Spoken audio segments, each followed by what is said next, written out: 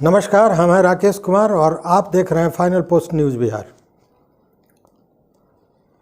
घर को लगा दिया आग घर के चिराग ने, एक कहावत है।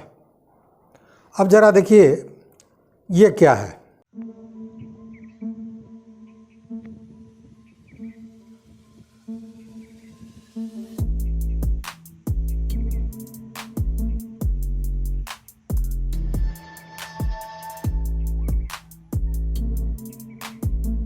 आपको लग रहा होगा कि भूमि को समतल किया गया है या मैदान बनाया जा रहा है, लेकिन ऐसा नहीं है। पहले यहाँ दर्जनों की संख्या में हरे भरे पेड़ थे, लेकिन इन्हें काट दिया गया। अब देखिए कि बिहार सरकार या नीतीश कुमार का एक बहुउद्देशीय योजना था जल जीवन हरियाली, और इसको लेकर सरकार संजीदा भी थी, बहुत खर्च भी किए गए थे।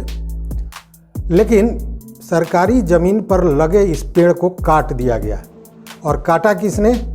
तो सरकार के सहभागी बने भाजपा के एक नेता द्वारा। आइए जानते हैं पूरी घटना।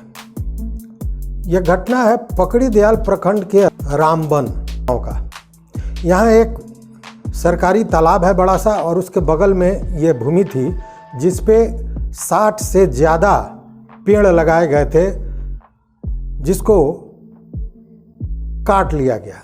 और काटा किसने? जो आरोपी हैं, जिन पे नामजद अभियुक्त हैं, उसमें है भाजपा के प्रखंड अध्यक्ष वीरेंद्र सिंह।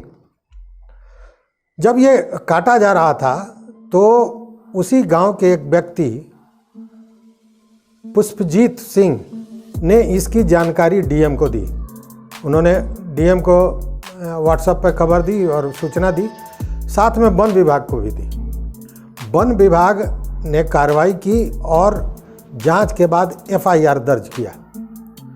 एफआईआर दर्ज किया गया भाजपा के जो प्रखंड अध्यक्ष हैं वीरेंद्र सिंह सहित 6 लोगों पे। लेकिन इस एफआईआर पर ही प्रश्न चिन्ह खड़ा हो गया। क्यों? क्योंकि शिकायतकर्ता का भी नाम एफआईआर में नामजद किया गया है। साथ ही शिकायतकर्ता के एक चाचा हैं, उनका भी नाम इसमें रखा गया है, जिनका नाम है चंदेश्वर सिंह। देखिए क्या कहते हैं पुष्पजीत। जी सर, मेरे ऊपर भी एफआईआर हुआ है। मैंने सबसे पहले डीएम साहब को लेटर लिखा, डीएफओ को मेल किया, उसके बाद रेंजर ने आके पूरा वो वेरीफाई किए। उसके ऊपर इधर 3-4 दिन में सुना है कि मेरे ऊपर भी एफआईआर हुआ, मैं देखा भी है। तो ये कैसे हो सकता है कि जो इन्फॉर्मर है उसके ऊपर कैसे हो जाएगा? बहुत बुरी बात है ये। तो सुना आपने। वहीं पुष्पजीत के चाचा चंदेश्वर सिंह का कहना है कि उनका लड़का देखा कि सरकारी ज़मीन पर लूट खसोट मचा हुआ है, तो उसने जिलाधिकारी को खबर की।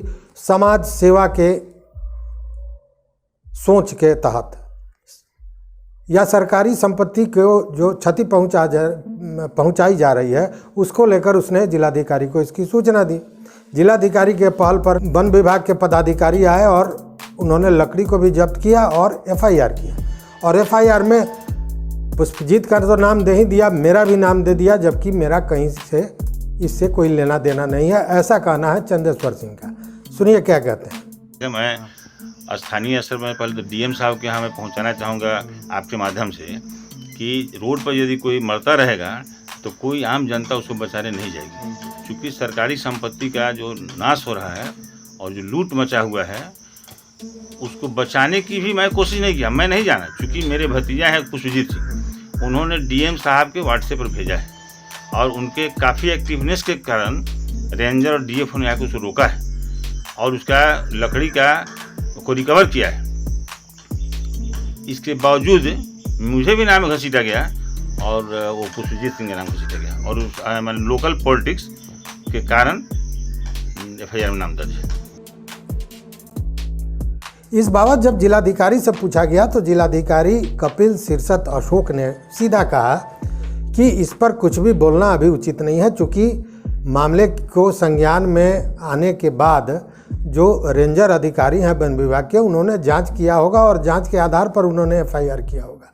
अगर ये लोग उसमें नहीं हैं तो जब इसकी जांच होगी तो पुलिस जो है सो स्वतः इनको बाहर कर देगा इस मामले से, इसलिए इसमें कुछ भी कहना उचित नहीं है। इस पे कमेंट करना मेरा उचित नहीं रहेगा, क्योंकि ये संज्ञान में जो मामला आया है और फॉरेस्ट ऑफिसर के द्वारा निश्चित कोई एक बेसिक इन्फॉर्मेशन प्राप्त करके ही ये कार्रवाई की गई होगी, लेकिन अनुसंधान के क्रम में पुलिस विभाग के द्वारा जो है इसमें जो है करेक्टिव स्टेप लिया जा सकता है।